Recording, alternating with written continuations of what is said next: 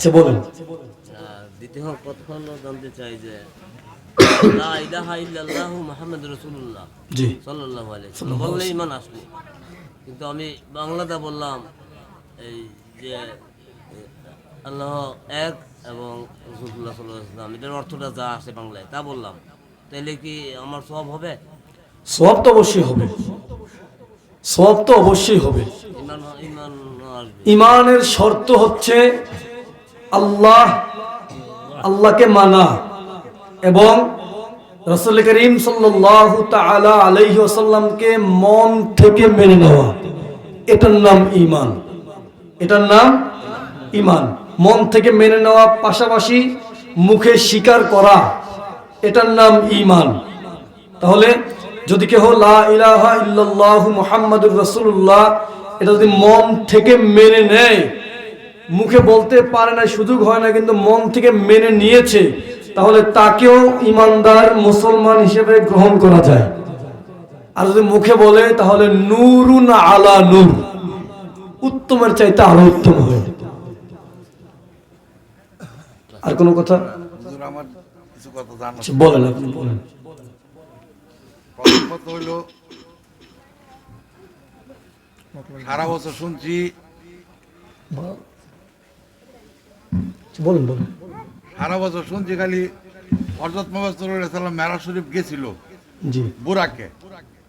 মানে হযরত মুহাম্মদ সাল্লাল্লাহু আলাইহি সাল্লাম বুরাক থেকে কিভাবে উনি মেরাজ শরীফ করে কিভাবে আসলো এটা শুনি না, আচ্ছা। এটা জানতে নবীজি সাল্লাল্লাহু আলাইহি সাল্লাম মিরাজে গিয়েছেন, বিশ্বাস হয়?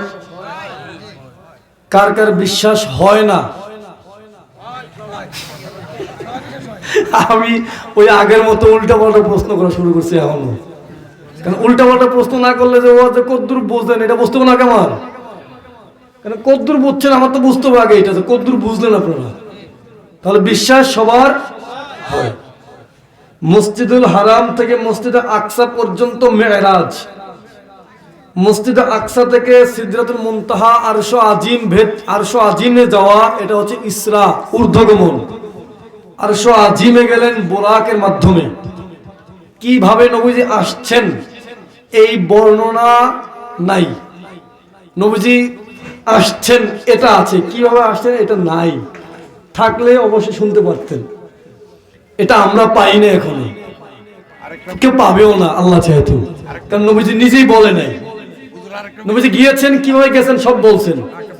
মক্কা থেকে বাইতুল আকসা মসজিদুল হারামে নবীজি গিয়েছেন, জায়গায় জায়গায় নামাজ পড়ছেন, মসজিদুল হারামে নামাজ পড়াইছেন, ওখান থেকে বোরাকের মাধ্যমে আরশ আজিমের উপরে গিয়েছেন, সেটাও নবীজি বলেছেন। নবীজি আসছেন এটাও বলছেন, কেমনে গেলেন বলছেন, কেমনে আসছেন বলেন নাই। আচ্ছা, আরেকটু বিষয় জানতাম, হযরত মুহাম্মদ সাল্লাল্লাহু আলাইহি সাল্লাম নবগতি পাইছে 12 বছর বয়সের সময়। উনি আব্বা আম্মা মারা গেছেন, তার নবগতির আগে হয়েছিল। কিন্তু এখানে তো আমরা যে বিষয়টা জানতে চাইতেছি, লা ইলাহা ইল্লাল্লাহু মুহাম্মাদুর রাসূলুল্লাহ যদি পাঠ না করে তাহলে হাসরের ময়দানে ওনাকে শাফায়াত হযরত মুহাম্মদ সাল্লাল্লাহু আলাইহি সাল্লাম করবে না। তাহলে হযরত মুহাম্মদ সাল্লাল্লাহু আলাইহি সাল্লামের বাবা মা ওনারা তো রাসূলের কর্ম পাঠ করে নাই, তাহলে ওনারা কিভাবে তারা জান্নাতে যাবে? এই প্রশ্নের উত্তর দরকার আছে ভাই, জানা দরকার আছে। প্রথম কথা, রাসূল করিম সাল্লাল্লাহু আলাইহি ওয়াসাল্লাম সৃষ্টি জগতের প্রথম নবী, নবী হয়েই তিনি সৃষ্টি হয়েছেন। দুনিয়াতে আয়েশা নবুয়ত পেয়েছেন এটা মিথ্যা কথা। দুনিয়াতে আয়েশা 40 বছর বয়সে নবুয়ত প্রকাশ হয়েছে, নবুয়ত প্রকাশ হয়েছে। নবীজি বলেছেন আমি প্রথম নবী, সৃষ্টি জগতে আমি প্রথম নবী। তিরমিজির মধ্যে হাদিস উল্লেখ রয়েছে, নবীজি বলেন, নবীজিকে প্রশ্ন করা হলো, ইয়া রাসূলুল্লাহ ইয়া হাবিবাল্লাহ, আপনি কখন থেকে নবী? মাতা ওয়াজাবাত লাকান নবুয়ত, আপনার নবুয়ত কখন নির্ধারণ করা হয়েছে? নবীজি বলেন, ও আদমু বাইনার রূহি ওয়াল জাসাদ, যখন আদম নবীর রূহ এবং দেহ একত্রিত করা হয় নাই তখনও আমি নবী ছিলাম। একদিক। দ্বিতীয় দিক, রাসূল করিম সাল্লাল্লাহু আলাইহি ওয়াসাল্লামের শরীয়ত যারা পান নাই তাদের ফয়সালা কি? পাশাপাশি 3 নম্বর, নবীজি সাল্লাল্লাহু আলাইহি ওয়াসাল্লামের বাবা এবং মা তাদের ফয়সালা কি? যারা রাসূল করিম সাল্লাল্লাহু আলাইহি ওয়াসাল্লামের শরীয়ত পান নাই, নবীজির শরীয়ত, নবীজির নবুয়ত প্রকাশের আগে যারা গত হয়ে গিয়েছেন, যদি তারা এক আল্লাহকে বিশ্বাস করে থাকেন তাহলে তারা দ্বীনে হানিফের অন্তর্ভুক্ত। আর দ্বীনে হানিফের অন্তর্ভুক্ত যারা, তাদেরকে আল্লাহ তাআলা বিনা বাক্যে বিনা শর্তে মাফ করে দিবেন, এক আল্লাহ বিশ্বাসী হওয়ার জন্য। শর্ত হলো দ্বীনে হানিফের অন্তর্ভুক্ত হতে হয়। তাহলে যারা নবীজির নবুয়তের শরীয়ত পান নাই, নবীজির নবুয়ত প্রকাশের সময়টা যারা পান নাই, তারা দ্বীনে হানিফের অন্তর্ভুক্ত, তারা আল্লাহ পাকের জান্নাতে প্রবেশ করবে। 2 এর পরের অংশ 3 নম্বর, যেটা নবীজির পিতা এবং মাতার বিষয়টা কি?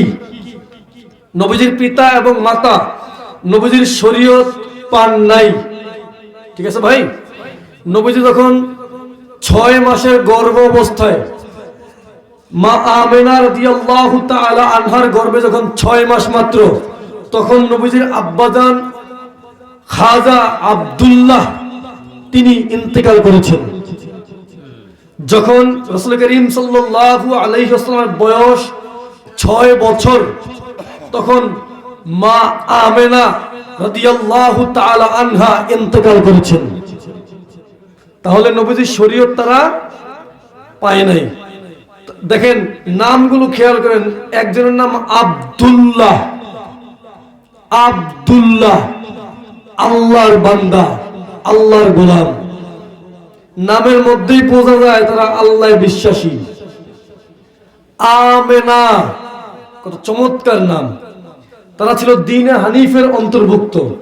এরপরেও ইমাম জালালউদ্দিন আব্দুর রহমান সৈয়দী রহমাতুল্লাহ আলাইহি আল হাওয়াইল ফাতাওয়া কিতাবের 2 নম্বর খণ্ডের মধ্যে উল্লেখ করেছেন, নবীজি বলেন, আমার পিতামাতার কবর জিয়ারত করতে গিয়েছি, যাওয়ার পরে আমি আল্লাহর কাছে ফরিয়াদ করেছি, আমার মা বাবাকে আমার সামনে ফিরিয়ে দিন।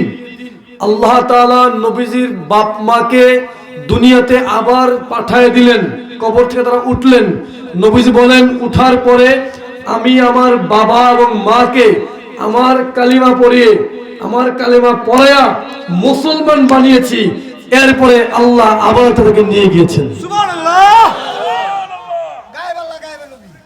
পাশাপাশি সমস্ত মুহাদ্দিসিনগণ, সমস্ত ফুকাহায়ে কেরামগণ, সমস্ত ইমামগণ চূড়ান্ত সিদ্ধান্ত দিয়েছেন নবীজির পিতা এবং মাতা উভয়ে জান্নাতি ছিলেন।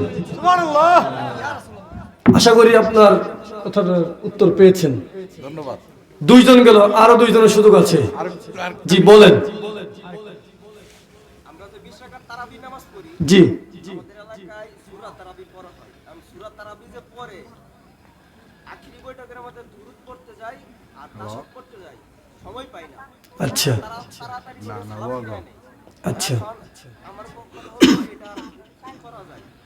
আচ্ছা, এখানে 2টা দিক খেয়াল রাখতে হবে। এক, আমি যেহেতু ইক্তাদাই তু বিহাযাল ইমামে আছি, প্রথমত আমি যেহেতু ইমামের পিছনে ইক্তাদায় আছি, তাহলে আমার দায়ভারটা ইমাম বর্তাবে, ইমাম গ্রহণ করবে। 2, ইমাম সাহেব যদি ইচ্ছাকৃতভাবে এরকম দ্রুত করে, তাড়াহুড়া করে, তাহলে তারাবি নামাজ বলেন, যে কোনো নামাজ বলেন, নামাজের ব্যাঘাত ঘটবে।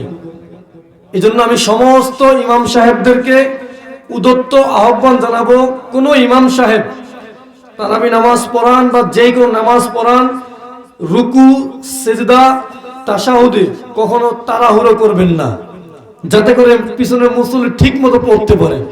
আপনি হয়তো বা হাফেজে কোরআন, আপনার টার্গেট আছে, আপনার শক্তি আছে দ্রুত কোরআন শরীফ পড়া, আপনার একটা অভ্যাস আছে 1 মিনিটে 1 পৃষ্ঠা পড়া, আপনার অভ্যাস থাকতে পারে, কিন্তু আপনার পিছনে যে মুসল্লি আছে তার তো অভ্যাস নাই। আমি তো হাফেজে কোরআন না, আমি নিজে হাফেজে কোরআন না, আমার যে সফর সঙ্গী তারিফ, ও হাফেজে কোরআন, ওর তো অভ্যাস আছে 1 মিনিটে 1 পৃষ্ঠা খতম দেওয়া, আমি তো পারতাম না। তাহলে আমার কি হবে? যেহেতু আমি একটাদায় আছি, আমার দায়ভারটা, যে আমি গ্যাপ গেছে আমারটা, এটা দায়ভার তাকে বহন করতে হবে। এই জন্য সমস্ত ইমাম সাহেবগণ যারা শুনছেন, সবাই এই বিষয়টা অ্যালার্ট হয়ে যাবেন, যাতে করে আপনিও ঠিকমতো পড়তে পারেন, আপনার মুসল্লির পাপের ভাগ যেন না নিতে হয়, আপনার মুসল্লি যেন ঠিকমতো আদায় করতে পারে। আর কেহ? জি বলেন। আমরা তো ফাঁস করতে নামাজ মুসলমান তো সবাই ফাঁস করতে নামাজ পড়ে। জি আর আমার গায়ে শুক্রবারে যারা দূরে এক নামাজ পড়ে, সপ্তাহ পড়ে না। জি। আর যারা সুদের টাকা খায় আর কি না। কাম সারসেরে সুদ খোরের কথা কইতাম। হালাল হারাম মুসলমানকে মেনে চলতে হবে। একটু বসেন।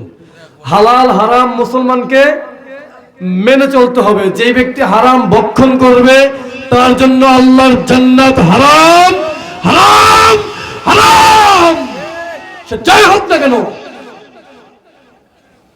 সুদ খাওয়া হালাল না হারাম? হারাম। হালাল না হারাম? আট্টশিপির খাইলে হালাল হইব না, জামাতের আমির সাহেব খাইলে হারাম হইব, হালাল হইব। সরমনের পিসাব খাইলে হালাল হইব। সবার জন্য সবার জন্য এই হারাম যে ভক্ষণ করবে, এই হারামকে যে ভক্ষণ করবে, এই হারাম যে গ্রহণ করবে, এই হারাম যে খাবে, এই হারামের সাক্ষী যে দেবে, এই হারাম যে দিবে, সবাই উভয়জনই সমান ভাগে ভাগীদার হবে, পাপের ভাগীদার। হারাম খাইলে দোয়া কবুল হয় না, হারাম ভক্ষণকারী আল্লাহর জান্নাতের ঘ্রাণ পাবে না। দ্বিতীয়ত, জুমার নামাজে 2 রাকাত পড়া ফুরুত করে দৌড় দেয়, ফুরুত করে দৌড়, সালাম ফিরাইতে দেরি রে ভাই, পিছনে সাইতে মসজিদ পুরো ফাঁকা। মিষ্টি দেখলে বলতে হয়, হ্যাঁ হ্যাঁ, মিষ্টি তো আমার খাবে না। মিষ্টি দেখলে বলতে খারাপ হয়। আচ্ছা, ওইটা ভিন্ন বিষয়। নবীজি বলেছেন, তোমাদের মধ্যে যেই ব্যক্তি জুমার নামাজ পড়তে চাও, যদি কেউ জুমার নামাজ পড়তে চাও, তাহলে কাবলাল জুমাআতি আরবাআন ওয়া বা'দাহা আরবাআন আদায় করতে হবে। 4 রাকাত কাবলাল জুমা এবং 4 রাকাত বা'দাল জুমা, এটা আদায় করতে হবে, না হলে আপনার জুমা আদায় হবে না। একবার, 2 বার, 3 বার করবেন, ঈমান হারাইবেন। কারণ যেই ব্যক্তি ইচ্ছাকৃত 3 জুমা কাজা করে, 3 জুমা ছেড়ে দেয়, তার ঈমান চলে যায়। আপনার তো জুমা হয় নাই। রাখবে বিষয়ে জানতাম। আচ্ছা, আপনার পরে তাহলে জুমার নামাজ পড়তে হলে অবশ্যই কাবলাল জুমা এবং বাদাল জুমা, এই 4 রাকাত 4 রাকাত, মোট 8 রাকাত সুন্নত নামাজ পড়তে হবে। 8 রাকাত সুন্নত পড়তে হবে। এই 8 রাকাত সুন্নত না পড়লে জুমা আদায় হবে না। পরপর 3 বার এই কাজ করলে ঈমান হারাবেন। পরপর এই কাজ করলে ঈমান হারাবেন, আমল যাবে, সালাও যাবে। যদি ঈমান যদি হারায় ফেলেন, 5 ওয়াক্ত নামাজ তো শেষ হবে। হ্যাঁ, এটা ফতুয়া দিবেন না। জুমার জানাজার নামাজের পর দোয়া নাকি হেডি কথা কয়ে লাভ নেই। আল্লাহ তাআলা আমাদের সকলকে বোঝার তৌফিক দিন। সবাই বলি আমিন। ওয়া আখির দাওয়ানা আলহামদুলিল্লাহি রাব্বিল আলামিন। আসসালামু আলাইকুম ওয়া রাহমাতুল্লাহি ওয়া বারাকাতুহু।